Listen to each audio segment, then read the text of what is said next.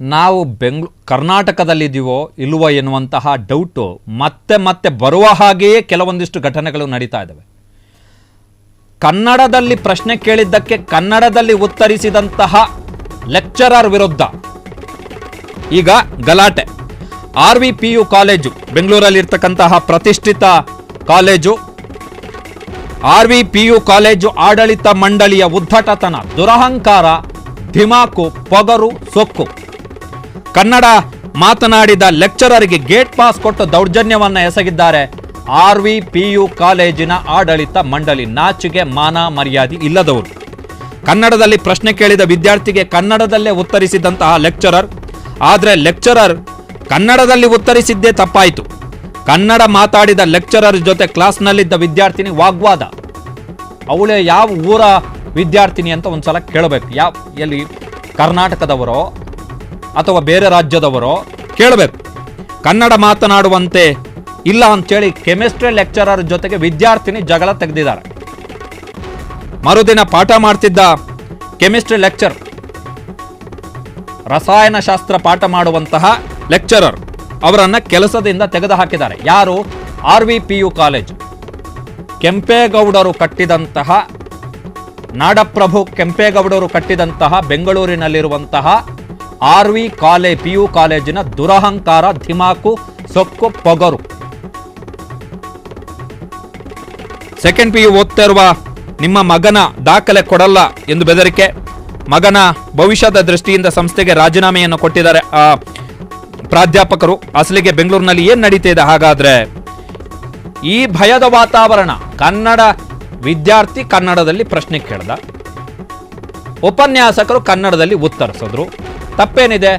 ಅಲ್ಲಿ ಕೂತಿದ್ದಂತಹ ವಿದ್ಯಾರ್ಥಿನಿಯೊಬ್ಬಳಿಗೆ ಕನ್ನಡದಲ್ಲಿ ಮಾತನಾಡಿದ್ದು ತಪ್ಪು ಅಂತೇಳಿ ಅನಿಸ್ತು. ಆಕೆ ಜಗಳ ತೆಗೆದು ಕಾಲೇಜು ಆಡಳಿತ ಮಂಡಳಿ ಏನ್ ಮಾಡಬೇಕಿತ್ತು? ಆ ವಿದ್ಯಾರ್ಥಿನಿಯನ್ನ ಕರೆದು ಆಕೆಗೆ ಪಾಠ ಮಾಡಬೇಕಿತ್ತು. ನೋಡಮ್ಮ, ಕರ್ನಾಟಕ, ಕನ್ನಡದಲ್ಲಿ ಮಾತನಾಡುವಂಥದ್ದು ತಪ್ಪೇನಿಲ್ಲ, ತಪ್ಪಿಲ್ಲ, ಪಾಠ ಮಾಡಬೇಕಿತ್ತು. ಆದರೆ ಕಾಲೇಜಿನವರು ಏನು ಮಾಡಿದ್ರು? ಕೆಲಸದಿಂದ ತೆಗೆದುಹಾಕಿದ್ರು ಉಪನ್ಯಾಸಕರು. ಎಂಥ ಮಾನಗೆಟ್ಟ ಕಾಲೇಜ್ ಇರಬೇಕಿತ್ತು. ಮಾನಗೆಟ್ಟ, ಮಾನ ಮರ್ಯಾದೆ ಗೆಟ್ಟಂತಹ, ಸ್ವಾಭಿಮಾನ ಇಲ್ಲದಂತಹ ಆಡಳಿತ ಮಂಡಳಿ. ನಾಚಿಗೆ ಮಾನ ಮತ್ತೆ ಇವರಿಗೆ ಭಯ ಇಲ್ಲ. ಪ್ರಾಬ್ಲಮೇ ಅದು. ಇಟ್ ಇಸ್ ಜಸ್ಟ್ ಲೈಕ್ ಮೊನ್ನೆ ಆಟೋ ಚಾಲಕರೊಬ್ಬರಿಗೆ ಆ ಬಿಹಾರದ ಗಂಡ ಹೆಂಡತಿ ಆಕೆ ಹೊಡೆದ್ಲಲ್ಲ ಚಪ್ಪಲಿಯಲ್ಲಿ. ಸೇಮ್ ಟೈಪ್ ಇದು ಇನ್ಸಿಡೆಂಟ್. ಇದು ಭಯ ಇಲ್ಲ. ಅದೇ ಆಗ್ತಾ ಇರುವಂತಹ ಸಮಸ್ಯೆ. ಭಯ ಇಲ್ಲ. RV ಕಾಲೇಜು ದೊಡ್ಡ ಕಾಲೇಜು, ಪ್ರತಿಷ್ಠಿತ ಕಾಲೇಜು. ಸೊ ಅವರಿಗೆ ಅವ್ರ ತಲೆಯಲ್ಲೊಂದಿರುತ್ತೆ, ನಾವು ದೊಡ್ಡ ಪುಡಂಗುಗಳು, ನಮ್ಮನ್ನ ಯಾರು ಏನು ಮಾಡೋಕ್ಕಾಗಲ್ಲ, ನಮ್ಮನ್ನ ಯಾರು ಏನು ಕೇಳಕ್ಕಾಗಲ್ಲ, ನಮ್ಮನ್ನ ಯಾರು ಏನು ಆ್ಯಕ್ಷನ್ನು ತಗೊಳಕ್ಕಾಗಲ್ಲ ನಮ್ಮ ಮೇಲೆ ಅಂಥೇಳಿ ಅಂತಹ ಪುಡಂಗುಗಳು ಇರ್ತಾರೆ. ಸೊ ಅಂತಹ ಪುಡಂಗು ಕಾಲೇಜ್ ಇದು. ಸೊ ಆ ಲೆಕ್ಚರ್ ಬಂದು ಸ್ಟೇಟ್ಮೆಂಟನ್ನು ಕೊಟ್ಟಿದ್ದಾರೆ ಆ ಲೆಕ್ಚರು, ಉಪನ್ಯಾಸಕರು. ಎಂಥ ಅವಸ್ಥೆ ನೋಡಿ ವಿದ್ಯಾರ್ಥಿನಿಗೆ. ಆಕೆ ಯಾವ ರಾಜ್ಯದವಳು ಕೇಳಬೇಕು? ಯಾವ ರಾಜ್ಯದವಳು? ಇಲ್ಲ RV ಕಾಲೇಜ್ ಅವರು ಒಂದು ಬೋರ್ಡ್ ಹಾಕಬೇಕು.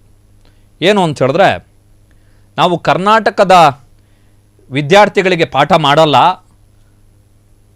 ಮಾಡಲ್ಲ, ನಾವು ಬೇರೆ ಭಾಷಿಕರು, ಹೊರ ಭಾಷಿಕರು ಯಾರಿದ್ದಾರೆ ಅವ್ರಿಗೆ ಪಾಠ ಮಾಡ್ತೀವಿ.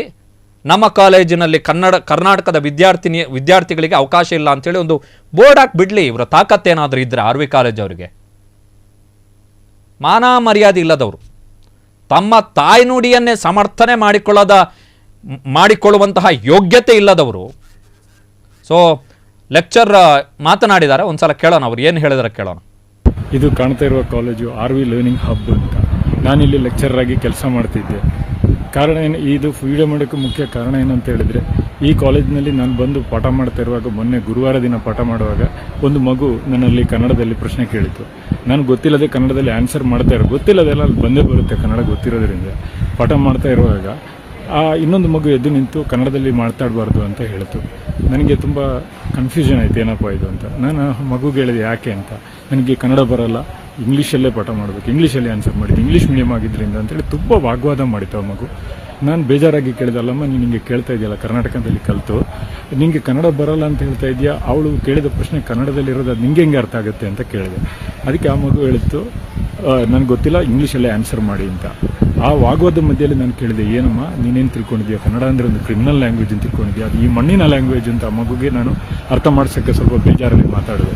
ಯಾಕಂದರೆ ಬರೀ ರಾಸಾಯನಶಾಸ್ತ್ರ ಉಪನ್ಯಾಸಕ್ಕೆ ಅಲ್ಲದೆ ನಾನೊಬ್ಬ ಕನ್ನಡ ಮಣ್ಣು ತಿಂದು ಬದುಕುವಂಥ ಒಂದು ಮನುಷ್ಯ ನಾನು. ಅದರಿಂದ ಆದರೆ ಮಾರನೇ ದಿನ ಅಂದರೆ ಶುಕ್ರವಾರ ನಾನು ಫಸ್ಟ್ ಇಯರ್ ಎಂ ಸೆಕ್ಷನ್ ಪಾಠ ಮಾಡ್ತಿದ್ದಾಗ ಸೊ ಈ ಲೆಕ್ಚರ್ ಕೊಟ್ಟಂಥ ಸ್ಟೇಟ್ಮೆಂಟ್ನ ಪ್ರಕಾರ ಆ ವಿದ್ಯಾರ್ಥಿನಿ ಕೂಡ ಇಲ್ಲಿಯವರೇ ಇಂಗ್ಲೀಷ್ ಮೀಡಿಯಮ್ಗೆ ಹೋಗಿದ್ದಾರೆ. ಸೊ ತಲೆಯಲ್ಲಿ ಒಂದು ಸ್ವಲ್ಪ ದುರಹಂಕಾರ ಇರುತ್ತೆ. ಇಂಗ್ಲೀಷ್ ಮೀಡಿಯಮ್ಗೆ ಹೋದಂಥವರು ಜಗತ್ತಿನ ಅತ್ಯಂತ ಬುದ್ಧಿವಂತರು, ಅವರಷ್ಟೇ ಬುದ್ಧಿವಂತರು. ಇಂಗ್ಲೀಷ್ ಮೀಡಿಯಮಲ್ಲಿ ಕಲಿತ ತಕ್ಷಣ ಅವರು ಏನು ಇಡೀ ವಿಶ್ವವನ್ನೇ ಆಳ್ಬಿಡ್ತಾರೆ. ಅವರು ಕನ್ನಡ ಮೀಡಿಯಮ್ನಲ್ಲಿ ಓದುವಂಥವರು ದಡ್ರು. ಇಂಗ್ಲೀಷ್ ಮೀಡಿಯಮ್ನಲ್ಲಿ ಓದಂಥವರಿಗೆ ಮಾತ್ರ ಕಾಮನ್ ಸೆನ್ಸ್ ಇದೆ, ಜ್ಞಾನ ಬರುತ್ತೆ, ನಾಲೆಜ್ ಅವ್ರಿಗೆ ಮಾತ್ರ ಜ್ಞಾನ ಇದೆ, ಅವರು ಮಾತ್ರ ದೊಡ್ಡ ಪುಡಂಗುಗಳು. ನಮ್ಮಲ್ಲಿ ಉನ್ನತ ಶಿಕ್ಷಣದಲ್ಲಿ ಹೈಯರ್ ಎಜುಕೇಷನಲ್ಲಿ ಇನ್ಕ್ಲೂಡ್ ಪಿ ಯು ಅಲ್ಲೇ ಇದು ಸೈನ್ಸನ್ನು ಕನ್ನಡದಲ್ಲಿ ಪಾಠ ಮಾಡಬೇಕು ಅಂತೇಳಿ ಕ್ಯಾಂಪೇನ್ ನಡೆದು ಸರ್ಕಾರ ಕ್ರಮ ಕೂಡ ತೆಗೆದುಕೊಂಡಿದೆ. ಆ ಲೆಕ್ಚರ್ ಹೇಳಿದ ಪ್ರಕಾರ ಆ ವಿದ್ಯಾರ್ಥಿನಿ ಕರ್ನಾಟಕದವರು, ಬೇರೆ ರಾಜ್ಯದವರಲ್ಲ. ಆಕೆಯ ದುರಹಂಕಾರ ಏನು ಅಂತ ಹೇಳಿದ್ರೆ, ನಾನು ಇಂಗ್ಲೀಷ್ ಮೀಡಿಯಮ್ನಿಂದ ಬಂದವದ್ದು. ಇಂಗ್ಲೀಷ್ ಮೀಡಿಯಮ್ ಏನು ಯಾರು ನೋಡದೇ ಇರುವ ಇಂಗ್ಲೀಷು, ಯಾರು ನೋಡೇ ಇಲ್ಲ, ಯಾರು ನೋಡೇ ಇಲ್ಲ. ಇವರು ಫಸ್ಟ್ ಇಂಗ್ಲೀಷ್ ಮೀಡಿಯಮ್ ತಲೆಯಲ್ಲಿ ಒಂದಿರುತ್ತೆ ದುರಹಂಕಾರ, ಪೊಗರು, ಸೊಕ್ಕು, ಧಿಮಾಕು. ಏನು ಕನ್ನಡ ಮೀಡಿಯಮ್ನಲ್ಲಿ ಓದ್ದವ್ರು ಏನು ಸಾಧನೆನೇ ಮಾಡಿಲ್ವಾ? ಹೋಗ್ಲಿ ಕಾಲೇಜಿನವರಿಗೆ ನಾಚಿಗೆ ಮಾನ ಮರ್ಯಾದೆ ಬೇಡವಾ? ಕಾಲೇಜಿನವರಿಗೆ ಕರೆದ್ಬಿಟ್ಟು ಹೇಳಬೇಕಲ್ವಾ? ದುಡ್ಡು ದುಡ್ಡು ದುಡ್ಡು ದುಡ್ಡು ಇಷ್ಟೇ. ಈ ಕಾಲೇಜಿನ ವಿರುದ್ಧ ಆ್ಯಕ್ಷನ್ ತಗೋಬೇಕು. ನಮ್ಮಲ್ಲಿ ಒಂದು ಕನ್ನಡ ಅಭಿವೃದ್ಧಿ ಪ್ರಾಧಿಕಾರ ಅಂತ ಒಂದಿದೆ. ಅದಕ್ಕೆ ಪುರುಷೋತ್ತಮ ಬಿಳಿಮಲೆ ಅಂಥೇಳಿ ಒಬ್ಬರು ಅಧ್ಯಕ್ಷರು ಇದ್ದಾರೆ. ಪುರುಷೋತ್ತಮ ಬಿಳಿಮಲೆ ಅಂಥೇಳಿ ಒಬ್ಬರು ಇದ್ದಾರೆ ಅಧ್ಯಕ್ಷರು. ಅವರನ್ನು ಸಿದ್ದರಾಮಯ್ಯನವರು ಅಧ್ಯಕ್ಷರನ್ನಾಗಿ ಮಾಡಿದ್ದಾರೆ. ಅಭಿವೃದ್ಧಿ ಮಾಡಬೇಕು, ನಾವು ಈ ಥರ ಕನ್ನಡಕ್ಕೆಲ್ಲ ಸಮಸ್ಯೆ ಆದಾಗ ಆ್ಯಕ್ಷನ್ ತಗೋಬೇಕು ಅಂತ ಒಂದು ಇದೆ. ಅದು ಕ್ಯಾಬಿನೆಟ್ ದರ್ಜೆ, ಸರ್ಕಾರಿ ಕಾರು, ಅವರಿಗೆ ಸಿಬ್ಬಂದಿ ಸಂಬಳ ಎಲ್ಲ ಸಿಗುತ್ತೆ.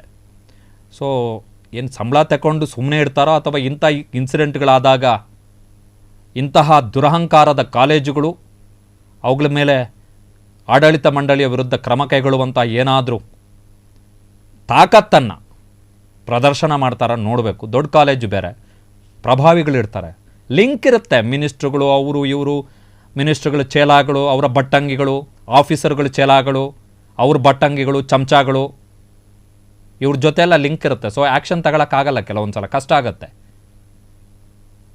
ಎಂಥ ಅವಸ್ಥೆ ನೋಡಿ. ಕರ್ನಾಟಕದಲ್ಲಿ ಹುಟ್ಟಿ ಬೆಳೆದಂಥ ಒಬ್ಬಳು ವಿದ್ಯಾರ್ಥಿನಿ, ಆಕೆ ಇಂಗ್ಲೀಷ್ ಮೀಡಿಯಮ್ನಲ್ಲಿ ಹೋದ ಏಕೈಕ ಕಾರಣಕ್ಕೋಸ್ಕರ ಆಕೆ ಕ್ಲಾಸ್ನಲ್ಲಿ ನನಗೆ ಕನ್ನಡ ಬೇಡ, ನಾನು ಇಂಗ್ಲೀಷ್ ಮೀಡಿಯಮ್ನಿಂದ ಬಂದಿದ್ದು, ಇಂಗ್ಲೀಷ್ನಲ್ಲಿ ಮಾತಾಡಬೇಕು ನೀವು ಅಂಥೇಳಿ ತಂದೆ ತಾಯಿ ಹೇಳಬೇಕು. ಸಾಧನೆ ಮಾಡಿದಂಥವ್ರು ಇಸ್ರೋ, DRDO ದೊಡ್ಡ ದೊಡ್ಡ ಸಂಸ್ಥೆಗಳು ಈ ದೇಶದಲ್ಲಿ ಇದಾವಲ್ಲ, ಈ ದೇಶದ ಅಭಿವೃದ್ಧಿಗೆ ಇಸ್ರೋದಂತಹ ದೊಡ್ಡ ಸಂಸ್ಥೆಗಳು ಏನು ಕೊಡುಗೆಯನ್ನು ಕೊಟ್ಟಿದ್ದೇವಲ್ಲ, ಅಲ್ಲಿ ಇರುವಂತಹ ವಿಜ್ಞಾನಿಗಳು ಈ ಪ್ರೈವೇಟ್ ಕಾಲೇಜು, ಪ್ರೈವೇಟ್ ಇಂಗ್ಲೀಷ್ ಮೀಡಿಯಮ್ನಿಂದ ಬಂದಂಥವರಲ್ಲ, ಅವರವರ ಮಾತೃಭಾಷೆಯಲ್ಲಿ ಕಲಿತು ಬಂದಂಥವ್ರು. ಅವನ್ನೆಲ್ಲ ಒಂದು ಸಲ ಈ ಪುಡಾಂಗುಗಳು ದಿಮಾಕು, ಆಮೇಲೆ ಸೊಕ್ಕೋದು ಒಂಥರ ಶೋ ಆಫ್. ಇಂಗ್ಲೀಷ್ ಮೀಡಿಯಮ್, ಬರೀ ಇಂಗ್ಲೀಷ್ ಮೀಡಿಯಮ್. ಆಮೇಲೆ ಹೋಗಿ ಏನು ಸಾಧನೆ ಮಾಡಿದ್ಯಾ ಅಂದರೆ ಏನಿಲ್ಲ, ಅದಕ್ಕಿಂತ ನಾವೇನು ಕಮ್ಮಿ ಏನಿಲ್ಲ. ಈಗ ನಾನು ಕನ್ನಡದ ಮೀಡಿಯಮಲ್ಲೇ ಓದಿರುವಂಥದ್ದು, ಯಾರು ಏನು ಕಮ್ಮಿ ಏನಿಲ್ಲ. But show off. ಮಾತಾಡಬೇಕಾದ್ರೆ ಇಂಗ್ಲೀಷು, ಒಂದು ಗ್ಲಾಸ್ ನೀರು ಕೇಳಬೇಕಾದ್ರೂ ಇಂಗ್ಲೀಷು. ಸೊ ಈ ಕಾಲೇಜಿನ ವಿರುದ್ಧ ಆ್ಯಕ್ಷನ್ ಆಗಬೇಕು ಫಸ್ಟು, ಎಲ್ಲ ಸರಿ ಹೋಗುತ್ತೆ. ಭಯ ಇಲ್ಲ, ಪ್ರಾಬ್ಲಮ್ ಅದೇ, ಭಯ ಇಲ್ಲ. ಈಗ ಆಟೋ ಚಾಲಕನಿಗೆ ಮೊನ್ನೆ ಆ ಬಿಹಾರದ ಒಬ್ಬಳು ಹೆಂಗಸು ಹೊಡೆದ್ಲಲ್ಲ, ಆಕೆಗೆ ಭಯ ಇರಲಿಲ್ಲ. ಹೊಡೆದಾದ ಬಳಿಕ ನನ್ನ ಮೇಲೆ ಹಿಂಗಾಯ್ತು ಅಂಥೇಳಿ ಡವ್ ಹೊಡಿಯೋಕೆ ಹೋಗಿದ್ಲು. ಆಮೇಲೆ ಕರೆದ್ಬಿಟ್ಟು FIR ಆದ ತಕ್ಷಣ ಬಂದು ಕಾಲಿಗೆ ಬಿದ್ದಲು. ಯಾಕಂತ ಹೇಳಿದ್ರೆ ಆಮೇಲೆ ಭಯ ಶುರು ಆಯಿತು. ಅರೆಸ್ಟ್ ಮಾಡಿ ಜೈಲಿಗೆ ಹಾಕ್ಬಿಟ್ಟು FIR ಆಗಿ ಜೈಲಿಗೆ ಹಾಕ್ಬಿಟ್ಟು ಶಿಕ್ಷೆ ಆಗಿಬಿಟ್ರೆ ಅಂಥೇಳಿ. ಆ ಕ್ರಮಗಳಾದಾಗ ಇವೆಲ್ಲ ಟ್ರ್ಯಾಕಿಗೆ ಬರ್ತಾರೆ. ಅಲ್ಲಿವರೆಗೆ ಇವುಗಳಿಗೆ ಬುದ್ಧಿ ಬರಲ್ಲ. ಇಂಗ್ಲೀಷ್ ಮೀಡಿಯಮ್ ಇದೆಯಲ್ಲ, ಜಸ್ಟ್ ಶೋ ಆಫ್ ಅದಷ್ಟೇ, ಬೇರೆ ಇನ್ನೇನಿಲ್ಲ. ನಥಿಂಗ್, ಅಲ್ಲಿ ಏನೂ ಇಲ್ಲ. It's just show of. ಕ್ಷಣ ಕ್ಷಣದ ಸುದ್ದಿಗಳಿಗಾಗಿ ಫ್ರೀಡಂ ಟಿವಿ ಸಬ್ಸ್ಕ್ರೈಬ್ ಮಾಡಿ, ಲೈಕ್ ಮಾಡಿ ಹಾಗೂ ಫಾಲೋ ಮಾಡಿ. ಹೊಸ ಸುದ್ದಿಗಳ ನೋಟಿಫಿಕೇಶನ್ಗಾಗಿ ಬೆಲ್ ಐಕಾನ್ ಮೇಲೆ ಕ್ಲಿಕ್ ಮಾಡಿ.